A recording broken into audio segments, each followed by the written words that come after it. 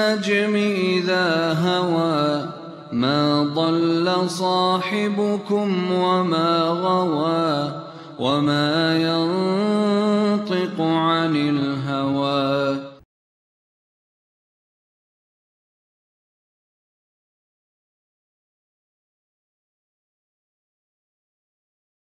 السلام علیکم ورحمۃ اللہ وبرکاتہ. کمپائلیشن آف حدیث اینڈ اٹس ہسٹری. تو تدوین سے مراد کیا ہے؟ عربی زبان میں محدثین نے اس کے لیے دونہ کے الفاظ بولے ہیں. اول من دون الحدیث.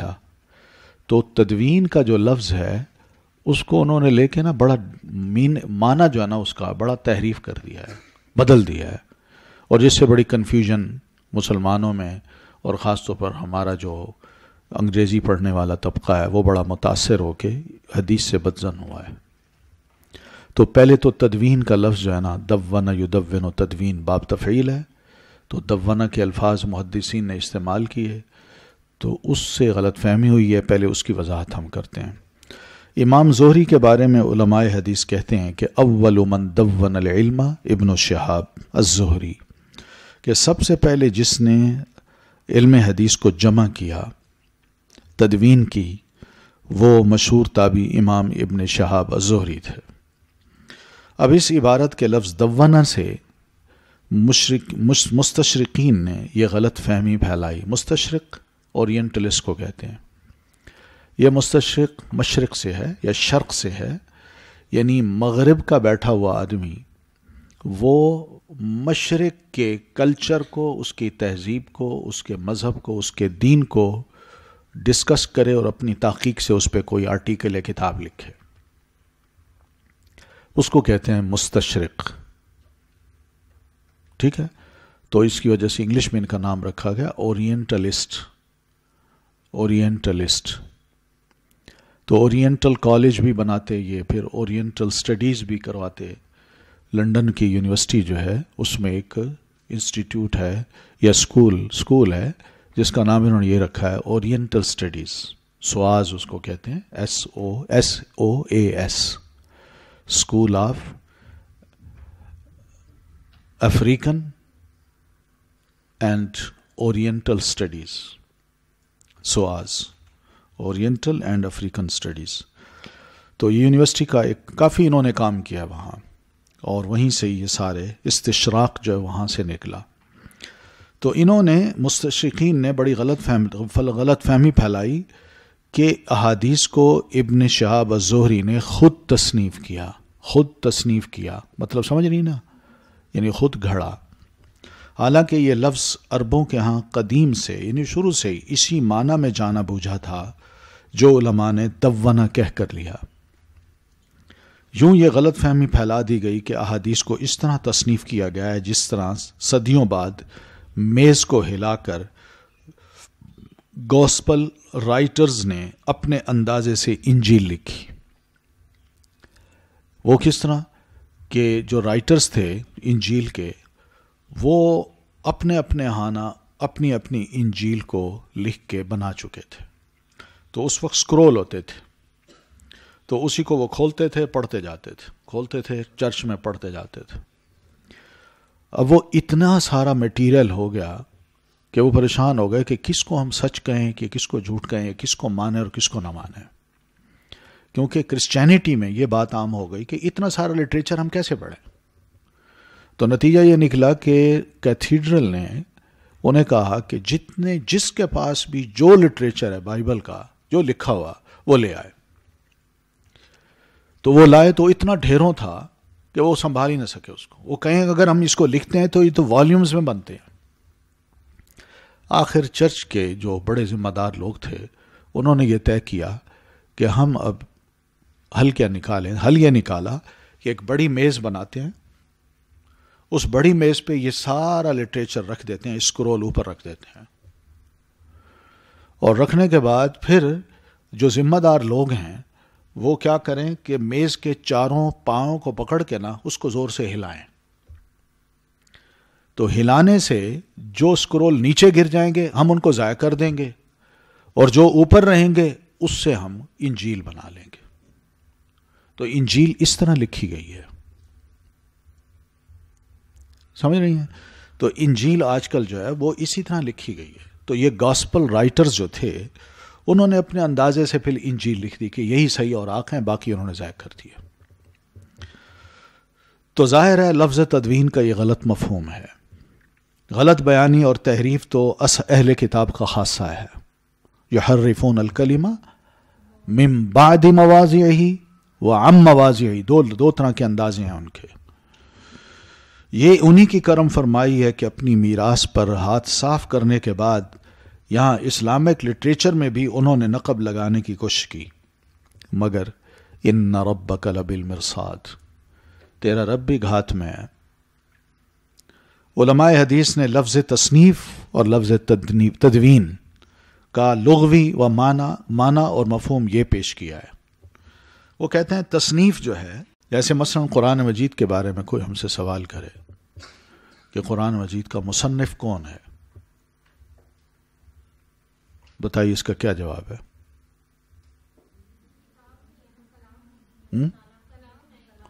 یہ کلام اللہ ہے، یہ مصنف نہیں ہوتا اس کا.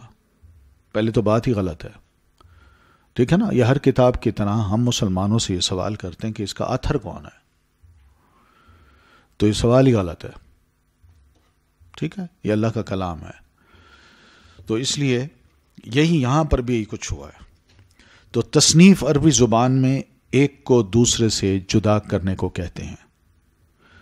پھر اس کاوش کو بھی، محنت کو بھی تصنیف کہتے ہیں جس میں مؤلف ارد گرد سے معلومات لے اور پھر انہیں اپنے الفاظ میں ڈھال کر جمع کر لے اور کتاب بنا کے پیش کر دے. کہتے ہیں یہ تصنیف ہے.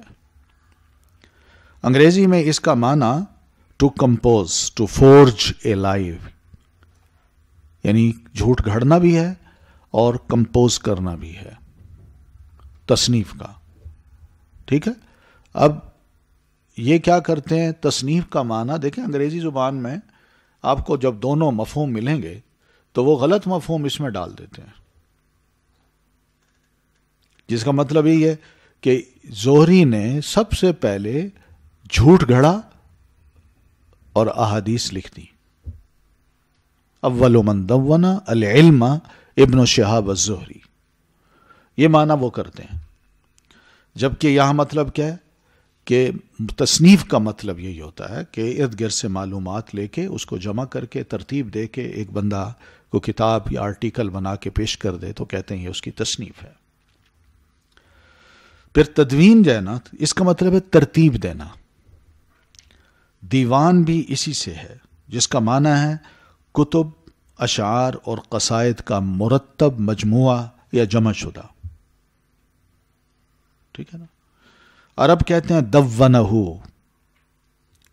ای جمعہ، اس نے معلومات کو جمع اور ترتیب دے دی. اس میں جامع کے اپنے الفاظ نہیں ہوتے، یعنی جمع کرنے والا جو ہوتا ہے نا اس کے اپنے الفاظ نہیں ہوتے. اس نے میٹیریل کو لیا ہوتا ہے، اس کو جمع کرتا ہے اور ارینج کر دیتا ہے، بس. اس کو کہتے ہیں تدوین. اب آپ ہر کتاب کو دیکھیں، سنن کی یا صحیح بخاری یا صحیح مسلم کی، اس میں صرف محدثین نے کیا کیا، احادیث کو جمع کیا ہے اور ترتیب دے دی ہے. کتاب الصلاح، نماز سے ریلیٹڈ جو احادیث ہیں اس میں ہیں، زکوٰۃ سے جو ہیں اس میں ہیں، اور اسی طرح دوسرے مسائل میں اس میں، بس یہ ترتیب ہے ان کی. اس کو کہتے ہیں تدوین. انگریزی میں اس کا معنی ہے to make a selection of work یا کلیکشن، اس کا معنی ہے، یعنی ترتیب دینا اور رجسٹر تیار کرنا ہے.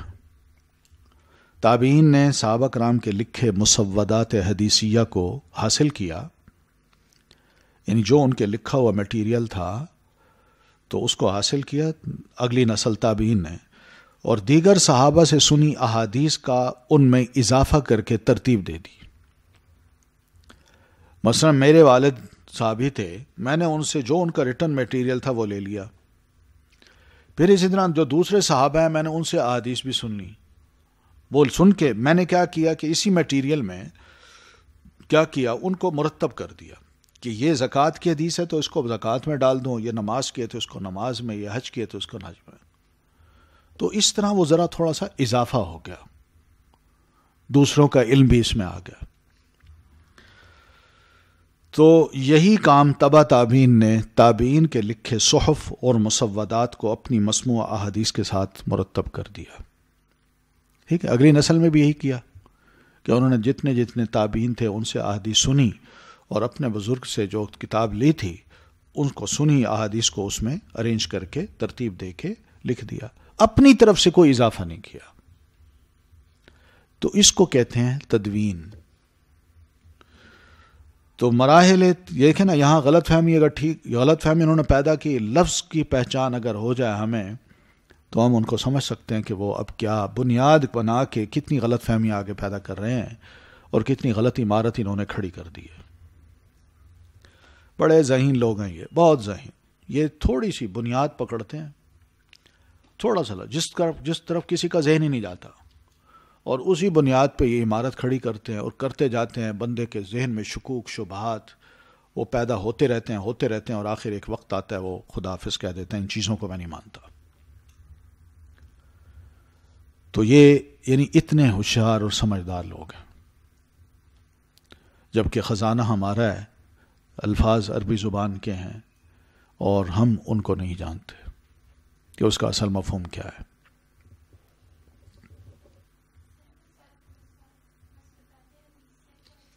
ذرا اونچا بولے۔ مسودات، یہ جو آپ کی نوٹ بکس ہیں نا، آپ نے کچھ لکھی ہیں، نوٹ بکس ہیں آپ کے پاس، ہے نا؟ تو جو بھی آپ اپنی فائل میں یا نوٹ بک میں لکھتی ہیں نا، وہ لکھی ہوئی جو ایک چیز ہے اس کو مسودہ کہتے ہیں۔ ٹھیک ہے، یہ بھی مسودہ ہے یہ، ٹھیک۔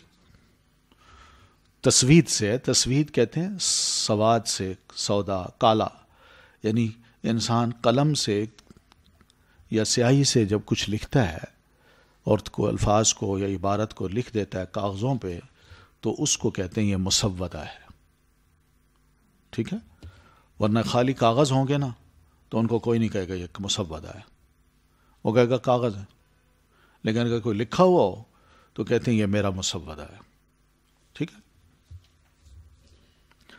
مراحل تدوین، تدوین حدیث کے کل 3 مراحل ہیں جو اس تاریخ کو اپنے اندر سموتے ہیں کہ حدیث رسول کس طرح مرحلہ وار تاریخی اور تحقیقی معیارات سے گزر کر ہم تک پہنچی اور امین و صادق علماء کے ذریعے پہنچی، جن پر اعتبار کرنا شاید اس اعتبار سے بدرجہ زیادہ بہتر ہے جو آج کے دور میں بدعملی، جھوٹ، منافقت اور کینہ و حسد میں ملوث جاہل ولا تعلق لوگوں پر کیا جاتا ہے۔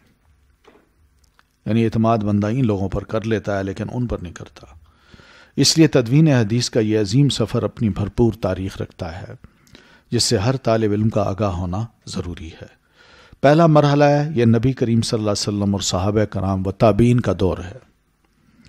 دوسرا مرحلہ یہ 2 اور 3 صدی ہجری کا زمانہ ہے جو امام بخاری رحمہ اللہ اور ان کے تلامذہ خاص یعنی خاص شاگرد جو ہیں اور اصحاب خمسہ یعنی امام مسلم، امام نسائی، ترمذی، ابو داؤد اور ابن ماجہ، یہ 5 لوگ ہیں اصحاب خمسہ۔ تو اصحاب خمسہ سے پہلے کا اور امام بخاری کے شاگردوں کا یہ جو زمانہ ہے یہاں تک آ کے یہ دوسرا مرحلہ ختم ہوتا ہے۔ پھر تیسرا مرحلہ ہے امام بخاری کا زمانہ اور ان کے بعد کا زمانہ ہے۔ تو پہلا مرحلہ دیکھتے ہیں وہ ہے عصر نبوی اور تابعین و صحابہ اور تابعین کا دور۔ یہ سنہرا دور جو پہلی صدی ہجری تک کا ہے اس بحث و تحقیق کا محتاج تھا کہ حدیث کی روایت اور حفظ کا اور آپ صلی اللہ علیہ وسلم اور صحابہ کرام کے مکتوبات کو جمع کرنے کا کتنا کام ہوا۔ تاریخ حدیث کا یہی مرحلہ ہے کہ اگر اس کے ڈانڈے رسول اللہ صلی اللہ علیہ وسلم سے اور بعد کے محققین سے جڑتے ہیں، یعنی تابعین نے وہ ایک صحیفہ مرتب کر دیا، مسودہ بنا لیا، اب دیکھنا یہ کہ یہ تابعین کے تعلق کس طرح رسول اللہ صلی اللہ علیہ وسلم تک جڑتا ہے، تو پھر بات محقق ہو جاتی ہے، یعنی ثابت ہو جاتی ہے کہ واقعی تدوین حدیث کا کام ہوا ہے۔ اور اگر نہیں ملتی یعنی تعلق نہیں جڑتا تو پھر گوسپل رائٹرز یعنی انجیل کے مصنفین کی طرح یہ بھی چند ایسے مسودے ہیں جنہوں نے زمانہ بعد بیٹھ کر محض ایسی مفروضہ باتیں لکھ دیں جن کا انہیں بھی یقین نہیں، بس لکھ دیں، پہنچا دیں. جس طرح آج بائبل پہ کسی کو یقین نہیں ہے. خود اگر دیکھیں ویب سائٹ جا کے تو بہت سے کوشچن ہیں اس پہ. بہت سے لوگوں نے بائبل کے خلاف بہت سی اپنی ویب سائٹس کھولی ہیں، حتیٰ کہ وہ کرسچن ہیں. وہ کہتے ہیں ہمیں یقین ہی نہیں ہے کتاب اصل ہے کہ نہیں. تو بڑی کہانیاں ہیں، وہ پڑھیں آپ. پھر مثالیں آگے آ رہی ہیں. آپ نے مختلف حکمرانوں کو جو خطوط لکھے وہ تحریر شدہ تھے، ٹھیک ہے، لکھوا کے بھجوایا آپ نے، آپ کی سٹیمپ اس پہ لگی تھی، مہر. مصر کے شاہ مقوقس کو ایک خط لکھا جس میں اسلام کی دعوت دی گئی تھی. گزشتہ صدی میں ایک عیسائی گرجا میں رکھی گئی ایک قدیم کتاب کی جلد میں لگا ہوا آپ کا یہ خط ملا ہے، جس کا انکشاف بھی مستشرقین نے کیا ہے. ان کو ملا ہے تو انہوں نے کہا لیجیے جی یہ تو وہی خط ہے جو اللہ کے رسول نے ہمارے بادشاہ مقوقس کو لکھا تھا، اور ان کی کتاب کی کسی جلد میں وہ خط لگا ہوا ملا ہے. ان کا کہنا ہے کہ یہ بعین ہی وہی نام مبارک ہے جو آپ صلی اللہ علیہ وسلم نے مقوقس کو لکھوایا تھا، کیونکہ اس کا عربی رسم الخط بھی آپ صلی اللہ علیہ وسلم ہی کے دور کا ہے. مہر میں نام بھی ہے اللہ رسول محمد، یعنی یوں نیچے سے محمد الرسول اللہ، اور اس کی ترتیب اور صورت بھی وہی ہے. ترتیب ہی ہے محمد رسول اللہ یوں، اور صورت بھی وہی ہے راؤنڈ سی. اور پھر اس کی تحریر بھی وہی ہے جو صحابہ و تابعین اور محدثین کی سند سے زبانی روایت ہو کر کتب حدیث میں درج ہو چکی ہے. اب یہ خط جیسے پہلے ہم ڈسکس کر چکے ہیں صحابہ کرام کے پاس نہیں تھا، اس کی کاپی نہیں رکھی گئی، اور نہ ہی کسی محدث کے پاس یہ کاپی موجود تھی. وہ تو وربلی زبانی یہ روایت چلی ہے، کتاب میں آ گئی، خط اب ملا ہے تو اس کو اٹھا کے دیکھیں، دونوں میں کوئی فرق ہی نظر نہیں آتا. رسول اکرم صلی اللہ علیہ وسلم کے کئی ایسے صحیفے جو دعوتی اور فقہی مسائل پر مبنی خطوط ہیں وہ آپ نے بادشاہوں، حکمرانوں، قبائلی سرداروں، اپنے گورنرز، عمال اور قاضیوں کو لکھے. کئی تحریری معاہدے اور عہد و پیمان کیے. بیشتر تحریریں ایسی لکھوائیں جن میں معافی نامے اور زمین کی ملکیت دینے کی تھی. ان میں کچھ دستیاب بھی ہو گئیں جن کے فوٹو شائع ہو چکے ہیں. ایسے رجسٹر تیار کروائے جن میں عام مسلمان اور مجاہدین کے نام درج ہوں تاکہ ان میں غنائم اور اموال تقسیم ہو سکیں اور شہداء کا علم بھی ہو. اپنے سفیروں کا رجسٹر بھی تیار کروایا. غلامی سے آزادی اور قرض کے بوجھوں کی ضمانت نامے بھی لکھوائے. خطبوں اور مختلف احادیث کی کتابت بھی کرائی. ان سب کا انکشاف گو پچھلی صدی عیسوی میں ہوا ہے، جو محدثین کی انتہائی محتاط زبانی روایت اور ثقاحت کے شواہد ہیں اور سبھی مرفوع احادیث ہیں. صحیفہ صحیحہ، صحیفہ صادقہ، مقوقس کو آپ کا لکھا ہوا خط اور خلافت عثمانی کا لکھا ہوا قرآن، یہ سب آج بھی موجود ہیں. تو دیکھیے نبی صلی اللہ علیہ وسلم کے دور میں کتنے کام ہوئے ہیں، کتنے اہم کام ہیں کہ ان سب کو اگر دیکھ لیں تو حدیث کا ایک اچھا خاصا میٹیریل جمع ہوتا ہے. پھر سیدنا عثمان رضی اللہ تعالیٰ عنہ کا لکھا صحیفہ حدیث جس میں زکوٰۃ کے احکام تھے، امام بخاری رحمہ اللہ نے اس کا ذکر کتاب الجہاد میں کیا ہے.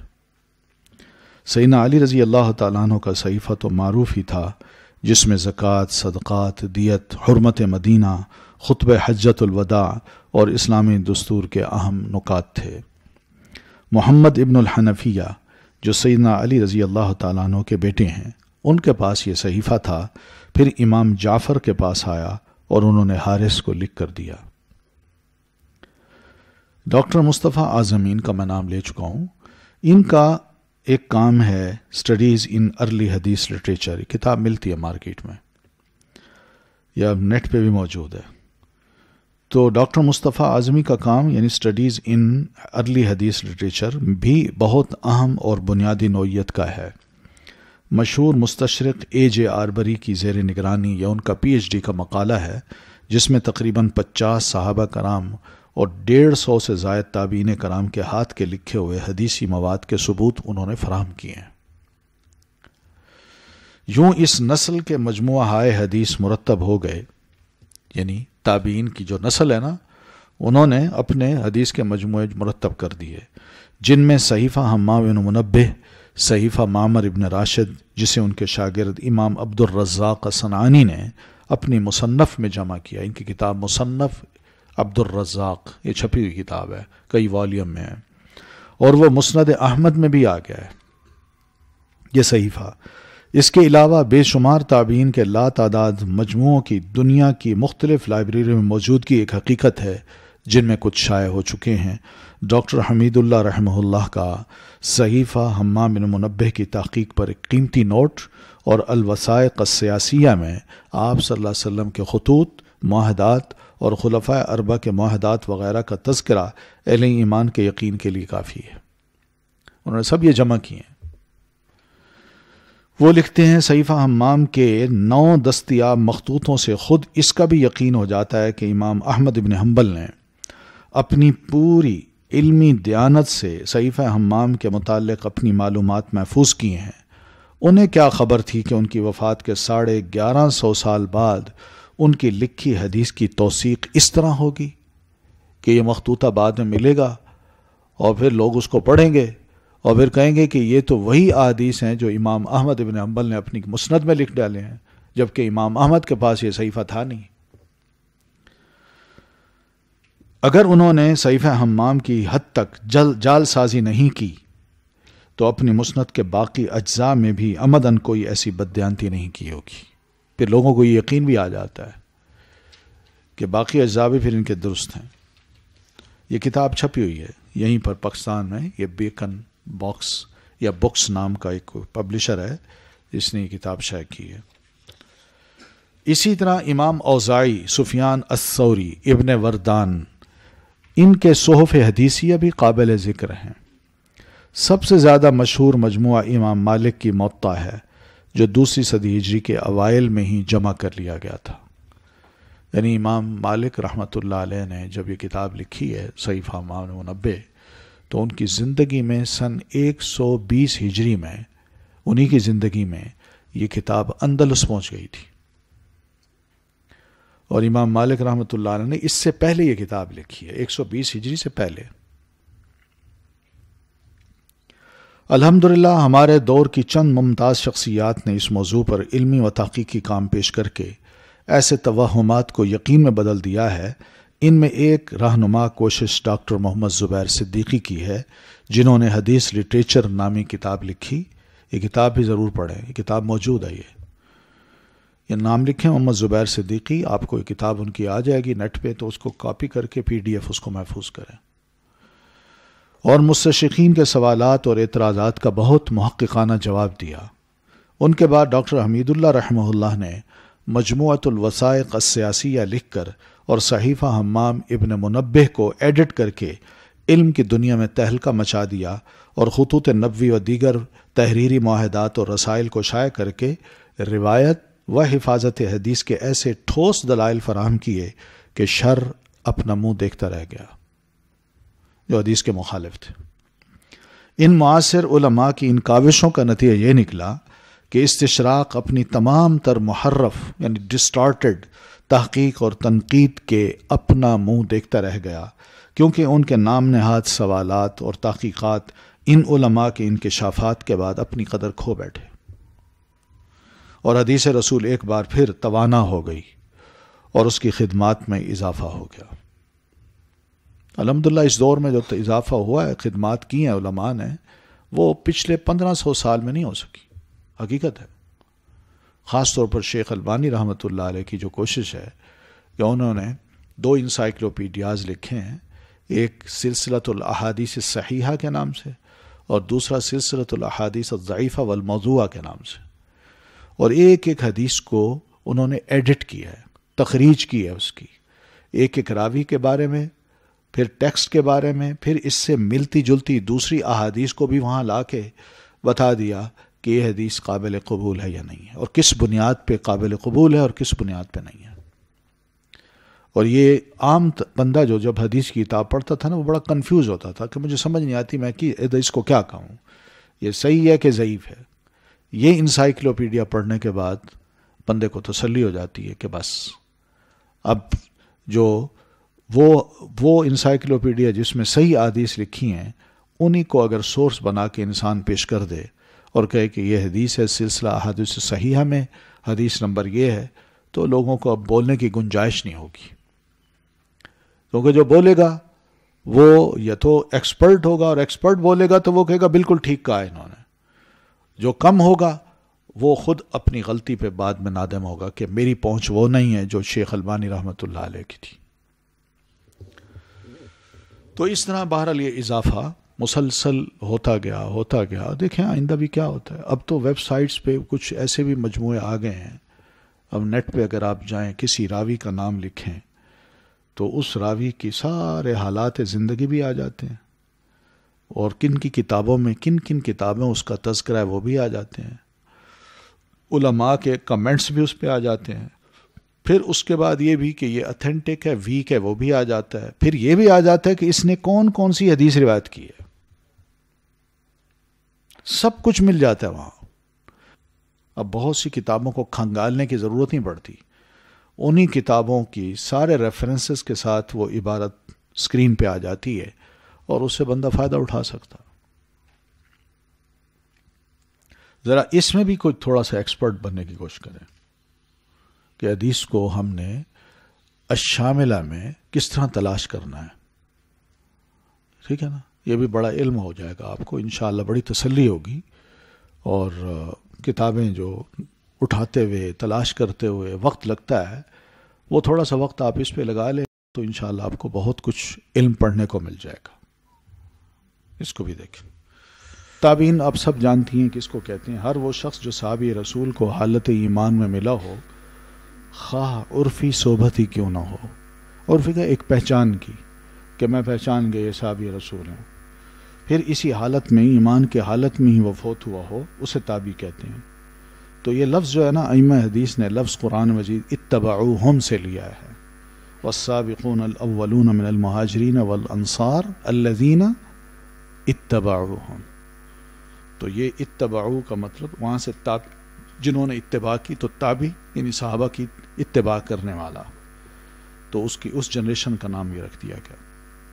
یہ نسل براہ راست صحبت صحابہ سے مستفید ہوئی، یعنی انہوں نے صحابہ کرام سے فائدہ اٹھایا، اس وجہ سے اسے درجہ اور روایت حدیث میں خاص اہمیت حاصل ہے، یعنی صحابہ کرام کے بعد ان کو ایک اہمیت حاصل ہے۔ اس نسل کی ذمہ داریاں نئی تھیں، مختلف گروہ اور فتنے، پھر ان کی طرف دعوت دینے والے داعی، وہ سب موجود تھے ان کے ارد گرد، ان کی تدلیس و تلبیس سبھی حدیث کی مزید حفاظت کے متقاضی تھے، وہ باتوں کو الٹا دیتے، پلٹ دیتے اور شیطانی چیزوں کو دین بنا کے پیش کرتے تھے وہ۔ تو اس لیے ایسی صورت میں ان کی ذمہ داری یہ بڑھی کہ ہم کس طرح حدیث کی حفاظت اب کریں، یہ ان پہ نہیں چھوڑ سکتے۔ جو ہمارے کولیگ ہیں، ہماری ایج کے لوگ ہیں، ہماری جنریشن کے ہیں، یہ تو جھوٹ اور سچ کو گڑمٹ کر کے پھیلا رہے ہیں اور آپس میں ہمارے درمیان تفرقہ بازی بھی پیدا کر رہے ہیں۔ تو اس وجہ سے تابعین نے نو واردوں کی، یعنی یہ نو وارد تھے، ان کی پھیلائی گرد و غبار کو جھاڑا اور ان کی تحریروں کا جواب بھی دیا، جس میں عقائد کی بڑی خرابیاں تھیں۔ تابعین نے ان احادیث کو جمع کیا جو انہوں نے صحابہ رسول سے سنی تھیں، نیز ان کے فتاویٰ کو بھی ان مجموعوں میں شامل کیا، جو ایک احادیث تھی۔ دوسرا، ان کے اپنی کوئی مسائل ان سے پوچھے گئے تو انہوں نے کوئی مسئلہ کا جواب جو دیا تو وہ ایک فتویٰ جو تھا وہ بھی ان کو یاد تھا، تو وہ سب چیزیں انہوں نے احادیث پلس ان کے فتوے، پھر اپنے والد سے سنی باتیں، وہ سارا کچھ انہوں نے جمع کر دیا۔ تو یوں اپنے لیے مجموعے مرتب کیے۔ 150 سے زائد تابعین کے ذاتی مجموعہ حدیث کا انکشاف ہو چکا ہے، پہلے بھی ہم پڑھ چکے ہیں۔ اس نسل میں چونکہ کچھ ایسے بھی پائے گئے جو عقل کے مارے اور گروہی سیاست و نفرت کا شکار تھے، اس لیے ان کی روایت محدثین کھنگالتے اور نقد و تبصرہ کے بعد اس پر اپنا فیصلہ صادر کرتے ہیں، یعنی یہ بتاتے ہیں کہ یہ بندہ فلاں گروہ کا تھا، یہ اس سے متاثر تھا، یہ خارجی تھا، یہ رافضی تھا، اس نے یہ حرکت کی، اس نے یہ حرکت کی۔ تو یہ سب چیزیں وہ دیکھ کے اس پہ نقد و تبصرہ کر کے اس تابعی پر کریٹیسائز ضرور کرتے ہیں، لیکن صحابی پر نہیں کرتے، صحابی پر نہیں کرتے۔ تابعین کا زمانہ 150 ہجری تک ہے. سب سے پہلے تابعی جو فوت ہوئے وہ ابو زید معمر ابن راشد ہیں، جنہیں 37 ہجری میں خراسان میں شہید کر دیا گیا تھا. اور آخری تابعی خلف ابن خلیفہ ہیں، جن کی وفات 181 ہجری میں ہوئی. یہ ہے، اتنا لمبا زمانہ ہے ان کا. گو اس زمانہ میں اسناد ذرا طویل ہو گئی تھی، یعنی 180 یا 160 میں بھی آپ جائیں تو 160 سے اوپر تک جائیں تو نبی علیہ السلام 11 ہجری میں فوت ہوئے، اور 160 ہجری تک درمیان میں جتنا گیپ ہے نسلوں کا، ان تمام نسلوں کو اگر ملائیں تو 2-3 بندے بیچ میں ضرور آ جاتے ہیں. مگر پھر بھی اس نسل میں ثقات اور غیر ثقات کی تمیز کا شعور بیدار ہو گیا تھا کہ کون اتھینٹک ہے، کون ٹرسٹ وردی ہے اور کون نہیں ہے. یہ سب ان کے درمیان یہ شعور موجود تھا. علماء حدیث نے ایک آواز حق بلند کیا اور ببانگ دہل کہا، ان ھذا العلم دین فانظروا عمن تأخذون دینکم. مسلمانوں، نوجوانوں، نئی نسلوں، یہ علم جو ہے یعنی حدیث کا یہ دین ہے، تو لہذا دیکھا کرو تم کس سے یہ حدیث لے رہے ہو، کس سے اپنا دین سیکھ رہے ہو. تمہارا سکھانے والا کوئی ٹیچر، وہ بھی کوئی صحیح ہوگا تو تمہیں صحیح بات بتائے گا، اور اگر وہ دین کو ڈسٹارٹ کر کے، تبدیل کر کے، چینج کر کے تمہیں بتاتا ہے تو اس کو پرکھو کہ بندہ کون ہے، وہ کس گروپ سے اس کا تعلق ہے، کس کی طرف یہ زیادہ مائل ہے، کس قسم کے نظریات رکھتا ہے. تو جب بندے کو پہچان لوگے تو پھر وہ حدیث جب پیش کرے گا تو پتہ چل جائے گا کہ حدیث اپنی مرضی سے پیش کر رہا ہے یا اس میں اپنی مرضی کی چیزیں داخل کر کے پیش کر رہا ہے، اپنے نظریات کو پروموٹ کرنے کے لیے اس حدیث کو اہمیت دے رہا ہے. کئی چیزیں ایسی ہوتی ہیں جو کاؤنٹ کرنا پڑتی ہیں. اس لیے اسٹوڈنٹ کے لیے ٹیچرز کا جو انتخاب ہے وہ بڑا ضروری ہے. حقیقت ہے، بڑی ذمہ داری ہے ٹیچر کی بھی، اور پھر ٹیچرز کا انتخاب بھی اسٹوڈنٹ کے لیے بڑا ضروری ہے. ہر ایرے غیرے سے انسان علم کو حاصل کرنے کا شوق اپنے اندر پیدا نہ کرے، کیونکہ معمولی سی بات ذہن کو یوں مولڈ کر سکتی ہے. تو اس لیے ٹیچر کا انتخاب بڑا ضروری ہے. تو اس لیے وہ یہ کہا، یہ آواز محمد ابن سیرین رحمہ اللہ کی تھی، جس کا بلند ہونا تھا کہ دفاع سنت کے تیار دستے پوری ہمت سے آگے بڑھے اور کذاب اور مفتری لوگوں کے جھوٹ کو بے نقاب کرنے اور ان کی تلبیس و تدلیس کو رسوا کرنے میدان میں اتر آئے. علم اسناد وجود میں آ گیا، ٹھیک ہے، جس کے ذریعے سے حدیث اور سند دونوں کی حفاظت شروع ہو گئی. کیونکہ جو بھی حدیث بیان کرتا تو یہ پوچھتے تھے، امن، تم یہ حدیث بیان کر رہے ہو مگر لی کس سے ہے؟ تو وہ جب بتاتا فلاں سے تو وہ پہچان جاتے یہ بندہ کون ہے، اس کا کس سے ایفیلیشن ہے، کس سے اس کا تعلق ہے، کس گروہ کا بندہ لگتا ہے یہ. تو یہ سمجھ آ جاتی ہے ان کو. پھر مخضرم تابعین ہیں، یہ وہ لوگ ہیں جو زمانے رسالت میں پیدا ہوئے، مسلمان بھی تھے مگر رسول اکرم صلی اللہ علیہ وسلم کی زیارت نہ کر سکے. ٹھیک ہے نا، یعنی نبی علیہ السلام کو نہیں دیکھا مگر آپ کے زمانے میں پیدا ہو چکے تھے، تو وہ زمانہ اور صحابہ کرام کا زمانہ یہ ملا ان کو. تو اس طرح رسول کی زیارت نہ ہونے کی وجہ سے یہ لوگ تابعی تو بنے مگر ان کو ذرا ٹائٹل یہ دی گا کہ مخضرم. ٹھیک ہے، اس طرح مخضرم کیا نام ہے اس کا، شاعر بھی ہوتے ہیں، کوئی جاہلی دور کے اور ایک وہ جس نے مسلمانوں کو، نبی علیہ السلام کو پایا. تو یہ دور دونوں جس کو ملے ہیں اس کو کہا جاتا ہے یہ مخضرم شاعر ہے. فقہائے مدینہ یہ ایک اور ہے، یہ مدینہ کے وہ 7 فقہاء ہیں، یہ تابعی ہیں جنہیں علمی اور فقہی اعتبار سے دوسروں پر فوقیت حاصل ہے. یہ بڑی اچھی ایک کتاب ہے، ان پر فقہائے 7 نام ہے اس کا، اور مولانا محمد اسحاق صاحب ہیں ان کی لکھی کتاب ہے. یہ میں انہیں ملا ہوں محمد اسحاق صاحب کو لاہور میں، ایک کوئی غزنوی مدرسہ تھا جامعہ غزنویہ، میں وہاں ظہر کی نماز پڑھنے گئے تو سامنے پڑھا رہے تھے صحیح بخاری شریف، تو میں بیٹھ گیا سنا. ماشاءاللہ انتہائی نیک انسان. اس وقت یہ باہر نکلا تو ساتھ ہی ایک مکتبہ تھا، وہاں میں نے ان کی یہ کتاب دیکھی اور خریدی. پھر تو پہلے ان میں ان علماء کو، فقہاء سبع کو دوسرے جتنے بھی تابعی ہیں ان پر فوقیت حاصل ہے دو اعتبار سے. ایک تو فقیہ تھے، دوسرا عالم تھے، اور یہ سب محدثین بھی ہیں. ان میں داماد سیدنا ابو ہریرہ امام سعید بن مسیب ہیں، یہ کبار تابعین میں سے ہیں. انہوں نے صرف، یہ سیدنا ابو بکر صدیق کے زمانے میں پیدا ہوئے، لیکن ان کو ہوش تھا اور سیدنا ابو عمر رضی اللہ تعالیٰ عنہ سے براہ راست انہوں نے فائدہ اٹھایا. پھر امام قاسم ابن محمد بن ابی بکر صدیق ہیں، یہ حضرت ابو بکر صدیق کے پوتے ہیں. تو یہ آ کے بھی بڑے شرم و حیا کے مسائل پوچھتے تھے. امام عروہ بن زبیر ہیں، یہ بھانجے ہیں سیدہ عائشہ کی. خارجہ بن زید بن ثابت، یہ بھی تابعی ہیں. پھر سلیمان ابن یسار ہیں.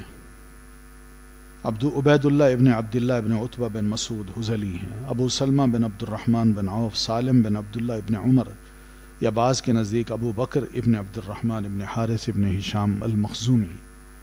تو یہ 7 فقہاء ہیں جو مدینہ کے بڑے مشہور ہیں، تابعین میں سے ہیں، اور ان کا مقام تمام تابعین میں بلند تر ہے.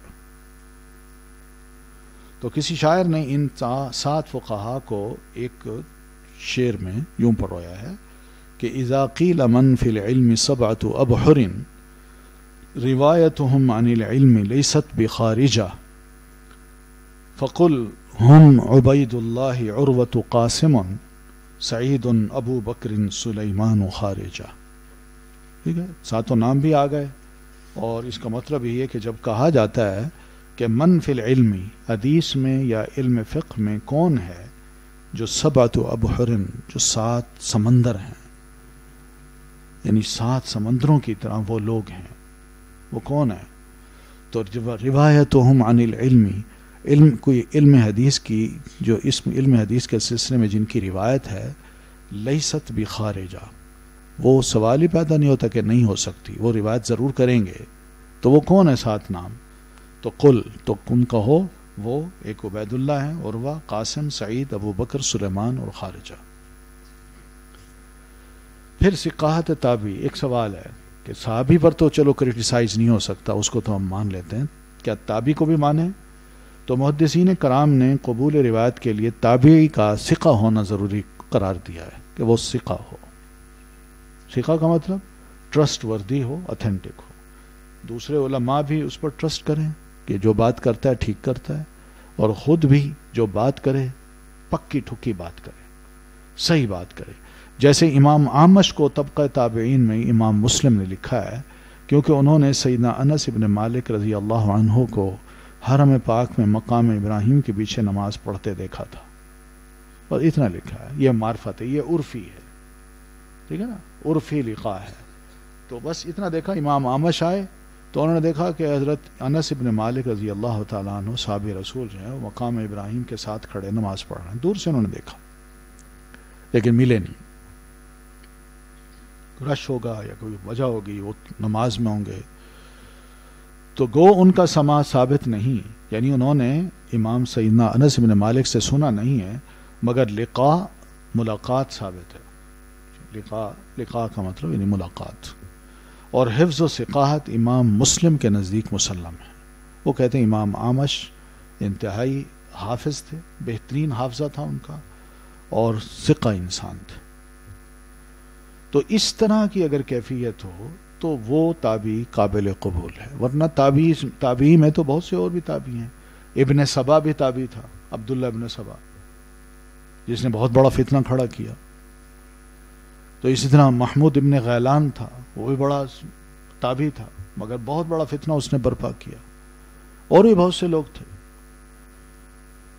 تو افضل تابعی کون ہے؟ امام احمد اور اہل مدینہ کے نزدیک سب سے افضل تابعین میں سب سے افضل تابعی سعید ابن المسیب ہے. اور اہل کوفہ جو ہے وہ کہتے ہیں اویس قرنی ہے، اور وہ کہتے ہیں خیر التابعین ہیں. کوفہ، اہل کوفہ سے مراد کوفہ کے جو علماء ہیں، کوفی لوگ نہیں، کوفہ کے علماء جو ہیں. اور اہل بصرہ وہ حسن بصری کو کہتے ہیں یہ بہترین تابعین ہیں. فرق صرف یہ ہے کہ امام احمد جو ہیں وہ علم اور روایت حدیث میں سعید ابن المسیب کو افضل قرار دے رہے ہیں، اور اہل کوفہ اویس قرنی کو صلاح اور زہد میں افضل قرار دے رہے ہیں۔ بس اتنی سی بات ہے۔ پھر طبقات ہیں ان کے۔ امام حاکم نے ان علماء کے 15 طبقات لکھے ہیں، مگر دیگر علماء نے انہیں 3 میں جمع کر دیا، یعنی 3 طبقے بنائے ہیں۔ طبقہ اولا یہ وہ کبار تابعین ہیں جنہوں نے کبار صحابہ سے روایت لی اور علم رسول حاصل کیا، جیسے سعید ابن مسیب اور فقہائے سبع وغیرہ، کہ بڑے بڑے صحابہ سے ملے ہیں۔ کبار کا مطلب بڑی عمر کے جو صحابہ تھے ان کو ملے ہیں، جو سینئر صحابہ تھے۔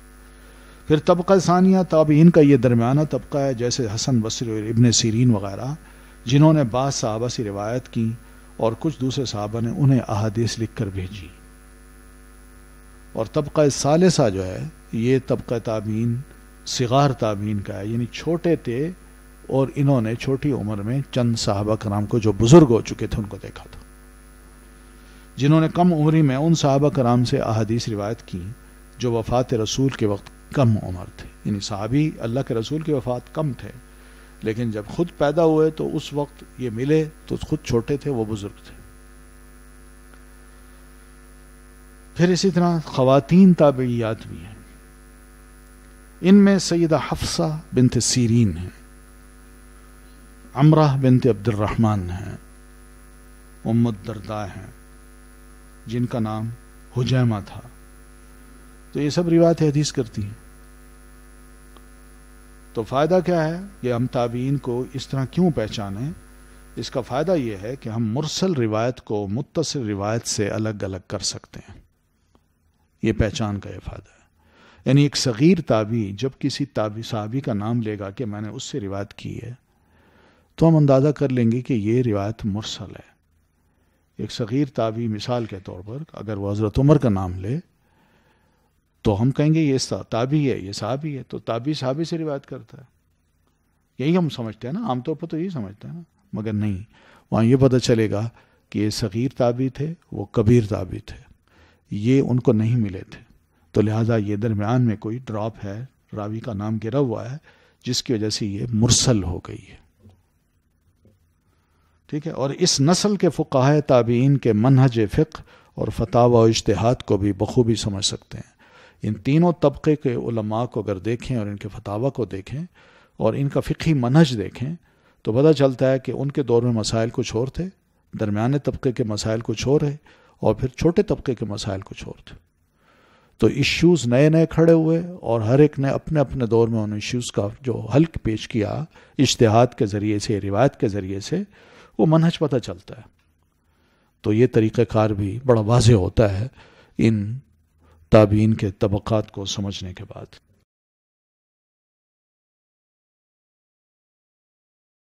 خلافت کا تو اس کو دیکھنا ہے۔ تو اس دور میں جو کچھ ہوا وہ یہی ہے کہ اسلامی سلطنت کا دائرہ کار بہت وسیع ہو گیا، ملک شہر نہیں، ملک کے ملک فتح ہوئے ہیں اور سلطنتیں فتح ہوئی ہیں۔ تو صحابہ رسول علم نبوی کی میراث تقسیم کرنے کے لیے انہی علاقوں میں جا کے آباد ہو گئے۔ آذربائیجان ہو یا تاجکستان ہو، یہ کوئی اتنا زیادہ دور نہیں ہے، مگر یہ سب لوگ یہیں افغانستان، ایران کے بہت سے علاقے اور پھر تاجکستان یا سینٹرل ایشیا ہے، اس کے بہت سے علاقوں میں آئے، آباد ہو گئے۔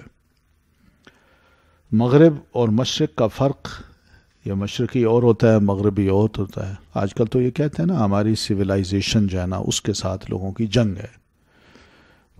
بھئی آپ کے ٹھیک ہے، آپ کی ہے تو آپ ہمارے ساتھ جنگ نہ کریں۔ تو بہرحال صحابہ کرام نے اس فرق کو نہیں دیکھا، یا سیاسی و معاشرتی ارتقاء، یعنی جو بھی ترقی تھی سیاسی اعتبار سے بھی، معاشی اعتبار سے بھی، معاشرتی اعتبار سے بھی، یہ ساری ترقی ان صحابہ کرام پہ اثر انداز نہ ہو سکی، وہ اس سے متاثر نہیں ہوئے۔ ان کی ایک لگن تھی، ایک واضح سا مقصد تھا، وہ فوکس تھے، جو خود عادل تھے، اس لیے یہ خیرات بھی انہوں نے صرف ان میں بانٹی جو صدق، امانت، دیانت اور ثقافت میں اعلی درجہ پر تھے، یعنی جو واقعی مستحق نظر آتے تھے۔ ہر ایک کو نہیں دیتے تھے، نبی علیہ الصلوۃ والسلام کی احادیث کو ہر ایک کو نہیں سناتے تھے۔ یعنی ان کے بارے میں یہ آتا ہے کہ جو بھی اسٹوڈنٹ آتا اگر اس سے پوچھتے قرآن مجید یاد کیا ہے، کچھ صورتیں یاد ہیں تمہیں؟ اور اگر کچھ صورتیں یاد ہوتی تو کہتے پہلے قرآن کو یاد کرو، پھر اس کے بعد آؤ میں تمہیں حدیث سناؤں گا یا حدیث پڑھاؤں گا. ایسے ہوتا تھا. تو سچائی، امانت، دیانت اور ثقاحت، ان سب کو دیکھتے تھے وہ، جن کی اکثریت خلیفہ راشد کے ہدایت پر کام کر رہی تھی، اور کچھ اپنی دعوتی دلچسپی سے بھی شغف رکھے رہی. انہیں دلچسپی رہی کہ ہم چلیں دعوتی کام بھی کرتے رہیں. ہر خلیفہ وقت نے زیادہ اہم امور نمٹانے میں وقت گزارا، اس لیے کہ دینی امور نمٹانے کے لیے صحابہ رسول حال حیات تھے. تو یہ نظر آتا ہے کہ جب تک صحابہ رہے ہیں وہ خلفاء جو تھے وہ ذرا بے پرواہ رہے کہ اب دنیاوی جو معاملات ہیں ہم ان کو نمٹاتے رہیں، دینی معاملات جو ہیں یہ صحابہ کرام موجود ہیں، یہ نمٹا دیں گے. گو حدیث رسول کو ان ادوار میں خلافتی سرپرستی تو حاصل نہ ہو سکی، مگر ایسا بھی نہیں ہوا کہ کسی حکمران یا خلیفہ کے لیے حدیث گھڑی گئی ہو. ٹھیک ہے، ایسا بھی نہیں ہوا. دیگر فتنوں کے سر اٹھانے کی وجہ سے توجہ قرآن کے جمع کرنے اور فتنوں کو دبانے میں لگی رہی. قرآن جمع کریں، کتابی شکل میں آ جائے، اس میں اختلاف نہ ہو، یہ بنیادی چیز ہے ہمارے پاس. اور پھر اس کے بعد فتنے اٹھیں کئی، ان کو بھی دباتے رہے گئے. خارجیوں اور علویوں کے فتنے بھی تدوین حدیث کے کام میں رکاوٹ بنے رہے. جہاں خارجی بہت بڑا فتنہ تھا، ادھر علوی بھی تھے. جہاں حضرت علی رضی اللہ تعالیٰ عنہ کا کہتے تھے، دعویٰ کرتے تھے کہ ہم آپ کا گروپ میں ہیں، تو ان کے بھی بڑے فتنے تھے. تاں کہ وہ وقت آیا جب اللہ تعالیٰ نے خلافت عمر ثانی کے مختصر عہد میں یہ عظیم الشان کام لے لیا. سیدنا عمر بن عبدالعزیز سے یہ کام پھر لے لیا. اب یہاں ایک چھوٹا سا نوٹ ہے کہ مستشرقین میں اگناز گولڈزیہر یہ پہلا یہودی محقق ہے جس نے یہ ہوائی اڑائی کہ بیشتر حدیثی روایات دوسری یا تیسری صدی ہجری میں سیاسی، مذہبی اور قانونی اختلافات کی وجہ سے نمایاں ہوئی. سمجھ رہی ہیں؟ یہ وجوہات یہ تھی. اس لیے آپ حدیث کو پڑھیں تو وہاں کسی نے اپنے مطلب کی بات کی ہے، کوئی سیاسی بات کر گیا ہے، کوئی قانونی اختلاف کی یا مذہبی اختلاف کی بات کر گیا ہے، جس میں ہر فرقہ نے ان روایات کا سہارا لیا ہے. اس وجہ سے یہ روایات مشہور ہوئی ہیں. اور پھر یہ فرقہ جو روایات کو سہارا لیتے تھے تو یہ ان کے خیالات اور آراء کی تائید کرتی تھی، اس لیے ان پر ہم اعتماد کیسے کر سکتے ہیں. ٹھیک ہے، تو یہ پس منظر وہ بتاتا، اس نے لکھا اگناز گولڈزیہر نے، اور پھر اس کے بعد یہی پس منظر ہمارے لوگوں مسلمانوں کے دماغوں میں بھی آیا جو ان سے متاثر تھے. اسی کے روحانی شاگرد جوزف شاخت، یہ بھی یہودی ہے، اس نے اپنے استاد کے خیالات سے اتفاق کرتے ہوئے اسی شک کو مزید پروان چڑھانے کی کوشش کی اور یہ تک لکھ دیا کہ یہ دینی روایات بالکل قابل اعتماد نہیں، حتیٰ کہ تاریخی روایات بھی. اب اس نے کیا کیا؟ روایات کو دو حصوں میں ڈیوائیڈ کیا، ایک دینی اور ایک تاریخی، کیونکہ یہ سب تشریعی اغراض کے لیے گھڑی گئی تھی، یعنی قانون بنانے کے لیے یہ گھڑی گئی تھی. تو قانون چلیں بنایا بھی گیا تو کون سی بری چیز ہے اس میں؟ سوال تو یہ ہے نا. اسلامی شریعت و دین اسلام سے باہر کی چیز تھی.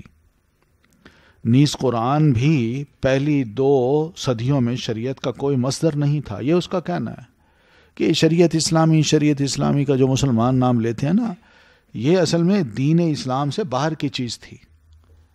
یہ بات کے لوگ اس کو اندر لائیں اور اسلامی شریعت بنا دیا ہے. اور کہا ہے انہوں نے کہ جناب اسلام کے جو مصادر ہیں وہ 4 ہیں، قرآن، سنہ، اجماع اور قیاس. پھر یہ کہتے ہیں کہ قرآن بھی پہلی 2 صدیوں میں شریعت کا کوئی مصدر نہیں رہا مسلمانوں میں، کہ مسلمانوں نے کوئی یہ طے کیا ہو کہ ہمارا کوئی اختلاف ہو شرعی تو ہم کم از کم قرآن مجید کو اپنا سورس بنا لیں. ایسا مسئلہ بھی نہیں تھا. یہ بہرحال ہر ایک کی اپنی اپنی باتیں ہیں. اب ان لوگوں کی عادت تو یہ یاد رکھیے، قرآن مجید نے ہمیں مختصر سا تعارف کرایا ہے کہ یہ لوگ وہ ہیں کہ سماعون للکذب، پھر یحرفون الکلمہ عن مواضعہ، اور ایک جگہ یحرفون الکلمہ من بعد مواضعہ. تو یہ سب الفاظ کی اور حروف کے ہیر پھیر کی، یہ ساری ان کی عادتیں ہیں، اور باتوں کو موڑ توڑ کے پیش کرتے ہیں. نبی علیہ الصلوۃ والتسلیم تک کو کہتے تھے لیم بالسنتہم، آپ کے منہ پہ اس طرح کی زبان کو موڑتے ہوئے آپ صلی اللہ علیہ وسلم کو سلام جیسے کرتے تھے، یا سمعنا وعصینا کے الفاظ جو کہتے تھے وہ کیا تھا؟ یہ تو ان کا مزاج ہمیں بتا دیا، اس لیے ایسے لوگوں کی کسی بات پہ یقین نہیں کیا جا سکتا، کہ اس لیے کہ یہ اسلام کے ہمدرد نہیں ہیں، اسلام کے مخالف ہیں۔ تو اگناس گولڈ زیہر کے اس دعوے کی تردید کرتے ہوئے یہ جو دعویٰ اس نے کیا ہے، جرمن ایک مستشرق ہے جے ہاروڈز، اس نے لکھا کہ تدوین حدیث دوسری صدی ہجری کے پہلے ربع میں شروع ہو چکی تھی۔ وہ یہ کہتا ہے کہ حدیث کی کلیکشن جو ہے وہ پہلی صدی ہجری کے دوسری صدی ہجری کے پہلے ربع میں شروع ہو چکی تھی۔ یعنی دوسری صدی ہجری کون سی ہے؟ پہلی صدی ہجری جب ختم ہوتی ہے نا، تو وہ شروع کہاں سے ہوتی ہے؟ سن 1 سے، اور جا ختم ہوتی ہے 100 تک، اور پھر اس کے بعد دوسری صدی ہجری شروع ہو جاتی ہے 101 سے 125 تک۔ تو اس ربع میں، اس چوتھے حصے میں کیا تھا؟ حدیث کی تدوین شروع ہو چکی تھی۔ وہ تو یہ کہتے ہیں، اور وہ اس کی ثبوت وہ موطا امام مالک کو دیتے ہیں کہ موطا امام مالک ابھی تک ہمارے پاس موجود ہے، ٹھیک ہے نا۔ چنانچہ گولڈ زیہر کے اس فلسفہ تشکیک کو، یعنی جس میں اس نے شک ڈالا ہے نا، تو یہ شک ڈالنے کا ایک فلسفہ بھی ہے۔ کس نے یہ پیش کیا تھا؟ فرائیڈ، ہاں، اس نے یہ پیش کیا تھا۔ تو اس نے کہا تھا کہ ہر شے میں شک کرو، اور اسی کی بنیاد پہ یہ فلسفہ جو ہے نا یہ وجود میں آیا ہے، اور فلسفے میں بھی ہر شے پہ شک کیا جاتا ہے۔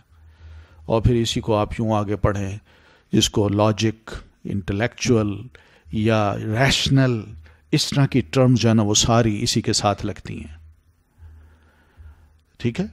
تو ہر شے میں شک۔ سائیکالوجی، یہ بھی باقاعدہ مذاہب ہیں، یاد رکھیے یہ مذاہب ہیں۔ ہم پڑھتے ہیں سائیکالوجی، یہ انسان کی سوچ کو بگاڑ کے رکھ دیتی ہے کہ ہر بندہ جو نماز پڑھ رہا ہوتا ہے نا اس کے بارے میں سوچتے ہیں اچھا یہ نماز اس لیے پڑھتا ہے کہ اس کی سائیکی یہ ہے، یہ کھڑے ہو کے یہ بات جو کرتا ہے نا ہر وقت اللہ رسول کی، اس کی سائیکی یہ ہے بس۔ یعنی وہ یہ تسلیم کرنے کو تیار نہیں ہے کہ یہ ایمان بھی کوئی شے ہوتی ہے۔ تو اس لیے یہ فلاسفی ہو یا کیا کہتے ہیں اس کو، کیا نام ہے اس کا، علم الکلام ہو، جس کو آج کل بڑا پڑھایا جاتا ہے علم الکلام، کہ اس میں انسان کو طریقے آ جاتے ہیں کہ بات کیسے کرنی ہے، دلائل کیسے دینے ہیں۔ یہ سب دلائل دینے ہیں، لیکن انسان کا ذہن بگڑ جاتا ہے۔ وہ کلام ہی کلام ہوتا ہے، اس میں حقیقت کچھ نہیں ہوتی۔ تو اسی طرح وہ ایک بہت بڑے مفسر گزرے ہیں، امام رازی رحمۃ اللہ علیہ، فخر الدین رازی، ان کی تفسیر ہے التفسیر الکبیر، والیومز میں ہے۔ اس نے علم الکلام پہ بڑی بحث کی ہے، اور ایسے لوگوں کو اپنی طرف سے بڑا جواب دینے کی کوشش کی ہے۔ وہ اتنی بڑی تفسیر ہے کہ لوگوں نے، علماء نے بعد میں جو کمنٹس دیے ہیں اس کتاب پہ، یہ کتاب کیسی ہے، تو انہوں نے یہی کہا فیہ کل شیء الا التفسیر، اس میں سب کچھ ہے سوائے تفسیر کے۔ تو یہ ہوتا ہے، تو بات بندہ کرتا جاتا ہے، لاجک یہ وہ، مثلا مثال یہ وہ کرتا جائے گا، اور نتیجہ کیا نکلے گا کہ دوسرے کو سمجھ نہیں آئے گی۔ اور ایک پڑھ کے آیا نا ایسے ہی طالب علم کو 4-5 سال لگا کے جب واپس گیا، والد نے پوچھا ایک دن صبح کھانے کی ٹیبل پہ بیٹھے ہیں اور بات کر رہے ہیں، تو ماں نے، والدہ نے کیا کیا کہ انڈے ابال کے دیے، تو باپ نے تو ایک کھا لیا، تو بیٹے کے لیے ونڈا بھی پڑا رہا۔ تو اسی دوران گفتگو ہوئی، انہوں نے کہا بیٹا کیا پڑھا ہے تم نے؟ کہا جی میں نے علم الکلام پڑھا ہے۔ ان کا وہ کیا ہوتا ہے؟ اس نے کہا یہ ذرا سمجھانے کی ضرورت ہے، سمجھاؤ۔ کہنے لگا یہ جو انڈا ہے نا، بالفرض یہ انڈا، یہ انڈا ایک تو یہ ہے، اور ایک وہ ہے جو میرے دماغ میں ہے جب میں اس کے بارے میں سوچتا ہوں۔ تو باپ نے کہا اچھا۔ اس نے وہ انڈا کھا لیا اور بیٹے سے کہا وہ تم کھا لو۔ تو سمجھ نہیں آتی ایسی باتوں کی۔ تو یہی یہ چھوٹی سی بات تھی۔ اس طرح یعنی اس باپ نے اس چیز کو آسانی سے، جو ان پڑھ تھا وہ رد کر دیا کہ میں اس کو نہیں سمجھ سکتا۔ تو میں کہنا یہ چاہ رہا ہوں کہ اس طرح کے جتنے بھی فلاسفیز آئی ہیں، یہ ساری، ہمارا دین اس کے بارے میں نہیں کہتا۔ وہ کہتا ہے زن کی بنیاد پہ اپنے آپ کو مت چلاؤ، علم کی بنیاد پہ چلاؤ، اور علم حجت کے ساتھ ہو، تاکہ کل کو تمہارے خلاف کوئی حجت نہ ہو. لِأَلَّا يَكُونَ لِلنَّاسِ عَلَيْكُمْ حُجَّةٌ. علم ہوگا، دلیل ہوگی، لوگوں کو تمہارے خلاف کوئی دلیل نہیں ملے گی. تو یہ علم جو ہے نا ایک یقینی چیز ہوتی ہے، اور اس کی کوئی وجوہات ہوتی ہیں جس کی وجہ سے اس علم کو علم کہا جاتا ہے. ورنہ یہ جو علم ہے دوسرا، شک کی بنیاد پہ، ظن کی بنیاد پہ، عقل کی بنیاد پہ، اس کو یہ نہیں کہا جا سکتا کہ یہ علم حقیقی ہے. ٹھیک ہے؟ دیکھیں نا، میرا ایک دماغ ہے، میں جو سوچتا ہوں، ہو سکتا ہے کہ کوئی یہ کہے کہ بہت ذہین ہے، لیکن دنیا میں مجھ سے کہیں زیادہ بہت ذہین لوگ موجود ہیں، ہے کہ نہیں؟ میں اگر ایک بڑے سے بڑا ہاتھی بناؤں گا نا نیٹ پہ، اسکرین پہ، کسی اور نے اس سے بھی کئی گنا بڑا بنا کے دکھا دینا ہے. تو یہ کوئی ضروری نہیں ہے کہ انسان کی عقل ایک جیسی ہو. عقل مختلف ہوتی ہے، لیکن عقل کو دین یہ کہتا ہے کہ آپ چاہے وہ فلسفہ ہو یا کیا کہتے ہیں لاجک ہو، اس سب کو آپ نے کیا کرنا ہے؟ شریعت کے ماتحت رکھنا ہے. بس اتنا دھیان رکھنا ہے.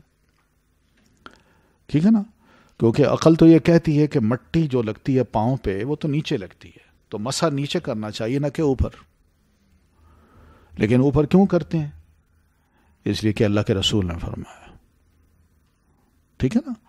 پتھر کچھ نہیں کر سکتا، نہ فائدہ دے سکتا ہے نہ نقصان دے سکتا ہے، مگر حجر اسود کو کیوں ہم چومتے ہیں؟ اس لیے کہ نبی علیہ السلام نے فرمایا. اب اس پہ کیا فلسفی پیش کی جائے، کون سی ایسی بات پیش کی جائے کہ لیکن لوگ جو ہے نا کمنٹس دیں گے کہ اچھا یہ مسلمانوں کی سائیکی میں یہ چیز ہے کہ وہ بھی بت پرست ہیں، وہ بھی پتھر کی پوجا کرتے ہیں. تو یہ ریلیجنز کا ایک دوسرے کے ساتھ کانٹیکٹ ہے کسی نہ کسی صورت میں، یہ ایک دوسرے سے نکلے ہوئے ہیں. تو اس لیے سب ریلیجن ایک جیسے ہیں، یعنی وہ سب کو ایک طرف کر کے اپنے آپ کو بڑا ذہین ثابت کرتے ہیں کہ ہم بڑی شے ہیں، جبکہ ہوتے وہ اجہل الناس ہیں. جانتی ہیں نا اجہل الناس؟ ہاں. تو چنانچہ گولڈ زیہر کے اس فلسفہ تشکیک کو خود مستشرق کی قابل ذکر تعداد نے قابل اعتنا نہیں سمجھا. دیکھا نا اب وہ کتنا ذہین انسان تھا، اس کے مقابلے میں دوسرے اورینٹلسٹ نے انہوں نے کہا نہیں یہ غلط بات ہے کہ ابتدائی 2 صدیوں کے بارے میں یہ سوچنا کہ اہل اسلام کا تعلق حدیث سے بالکل نہیں رہا بلکہ رہا ہے، یہ خلاف حقیقت ہے. منٹگمری واٹ نے یہاں تک لکھا کہ بہترین اسلوب یہی ہے کہ روایات حدیثیہ اور قرآنی اشارات کو اکٹھا کر لیا جائے تاکہ دونوں سے مستفید ہو کر حقیقت حال کو جانا جا سکے. اور یہی ہم بھی کہتے ہیں، مسلمانوں نے کہا ہے، علماء نے کہا ہے کہ قرآن کی تفسیر کیا ہے؟ حدیث ہے. آپ حدیث کو پڑھیں، قرآنی آیات کو اس کے ساتھ جوڑیں، آپ کو پتہ چل جائے گا کہ واقعی یہ حالات تھے، قرآن اس صورت میں نازل ہوا، اور یہ اس پر اب ان آیتوں پر جو عمل ہوا وہ یہ تھا، یہی سیرت ہے، یہی اسوہ حسنہ ہے. ایک اور مستشرق میکسم روڈنسن یہ لکھتا ہے کہ تدوین حدیث میں 1 صدی کا خلا تفرید شمار نہیں ہوتا، لیکن بہت زیادہ خلا نہیں ہے 1 صدی، کہ آپ صلی اللہ علیہ وسلم اگر 11 ہجری کو فوت ہوئے ہیں تو آپ کے 100 سال بعد اگر حدیث کو اکٹھا کیا جاتا ہے، یہ کوئی لمبا خلا نہیں ہے، کوئی گیپ نہیں ہے اتنا بڑا. کیوں؟ اس لیے کہ سوڈانی قبائل میں اپنے آبا کے یعنی آبا و اجداد کے شخصی تاریخی روایات عام روایت ہوا کرتے جو تقریباً 3 صدیوں پرانے ہوا کرتے، اور وہ بالکل حقیقت بتا رہے ہوتے تھے.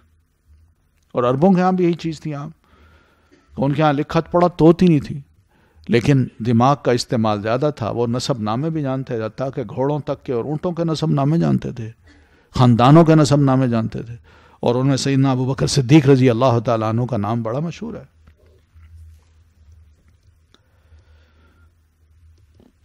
تو بہرحال یہ کہتے ہیں جیسا کہ ہمارے کئی بزرگ دوست اپنے آبا کے ذکر کی مجلسیں برپا کرتے ہیں جو 1840 اور 1848 تک کی ہوتی ہیں، یعنی یہ 1900 یعنی یہی 40-50 میں یہ بندہ یہ آرٹیکل لکھ رہا ہے اور مثال یہ دے رہا ہے کہ 100 سال پرانی ہم کئی کہانیاں سنتے ہیں. جنہیں وہ ایگلز کے نام سے یاد کرتے ہیں. ان مجالس میں کچھ مارکسزم، لیننزم، انسٹیٹیوٹ آف مارکسزم اور لیننزم کے مجلے میں بھی شائع ہو چکی ہیں یہ کہانیاں. بلکہ کل یہ کیا نام ہے اس کا، الجزیرہ نام کا ہے جو ٹی وی چینل، اس میں دیکھ رہا تھا کہ ایک کوئی موراکو کا کوئی ایک بزرگ آدمی ہے، وہ سٹوری ٹیلر ہے، اور اس نے سڑکوں پہ کھڑے ہو کے، چوکوں پہ کھڑے ہو کے لوگوں کو سٹوریاں سنا کے نا اتنا اپنی طرف کھینچا ہوا ہے کہ لوگ مزے سے آتے ہیں. وہ کہتے ہیں ٹی وی کے آگے بیٹھنا یا کسی اور کے ساتھ بیٹھنے سے بہتر یہی ہے کہ ہم یہاں آ کے کم از کم انجوائے بھی کرتے ہیں، ایک بڑی اچھی سٹوری بھی سن لیتے ہیں، اور پرانی سٹوریاں بھی یہ بزرگ ہمیں سنا دیتے ہیں، اور بڑا مزہ آتا ہے ہمیں، اور اس بڑی بہت سی باتیں سمجھ بھی آتی ہیں. تو روڈنسن مزید لکھتا ہے یہ آئلی اسناد خواہ جوزف شاخت شک کرے ہمارے لیے بہرحال قابل اعتماد ہے. اب جوزف شاخت نے اپنی فلاسفی جو پیش کی ہے تو اس میں ایک بات یہ بھی لکھ دی ہے کہ جو سندیں آپ دیکھیں نا تو اس میں پتہ چلتا ہے ایک ہی خاندان اس میں انوالو ہے، اور ایک ہی خاندان نے یہ حدیث گھڑی ہے اور وہ چلتی گئی ہے، اور جو ٹیکسٹ ہے وہ بھی اپنے سیاسی یا معاشرتی یا مذہبی نقطہ نظر کو پروموٹ کرنے کے لیے وہ ٹیکسٹ بھی بنائی گئی ہے. اندازہ کریں کیا خبیث ذہن ہے، ناپاک ذہن، یعنی ضد ہے اسلام سے اور نبی علیہ الصلاۃ والتسلیم سے اور مسلمانوں کی اس علمی موومنٹ سے کہ مسلمانوں نے اتنا بڑا کام کیا ہے کہ میں کم از کم تسلیم ہی کر لوں. یہ کام ہم نہیں کر سکے کیونکہ جوز جو ہیں وہ اپنی تورات کی حفاظت نہیں کر سکے، بلکہ 2 دفعہ یہ کتاب گم ہوئی ہے ان سے، اور جو کچھ بعد میں انہوں نے جمع کیا وہ سب اندازوں کے مطابق، اور یہی حال بائبل کا ہے. تو اپنے آپ کو دیکھیں، اپنے گھر کو سنبھالیں. حضرت موسیٰ علیہ السلام کی جو اصل حیات ہے اس تک کو یہ محفوظ نہیں کر سکے، اور پھر عیسیٰ علیہ السلام کی زندگی کے جو سیرت ہے وہ بھی محفوظ نہیں کر سکے، اور یہ نبی علیہ السلام کے پیچھے پڑ گئے. یہ خاص چیز ہے جو کہ دیکھی جائے. یہی میں کہہ رہا ہوں کہ آج کل ہم مسلمانوں کے پاس جو دین کی سب سے بڑی خوبی ہے دنیا اس سے محروم ہے، اور یہی ان کو ضد ہے مسلمانوں سے کہ یہ خوبی مسلمانوں کے پاس کیوں ہے، جبکہ ہم نہیں بلکہ قرآن مجید میں اللہ فرماتے ہیں واللہ یختص برحمتہ من یشاء. ان کو ضد ہے کہ یہ خوبی مسلمانوں کے پاس کیوں ہے، اور اللہ ان کو جواب دیتا ہے کہ میں اپنی اس رحمت سے جس کو چاہوں مخصوص کر لوں. تم کون ہو؟ تم ان سے نہیں بلکہ اللہ سے ضد کرتے ہو.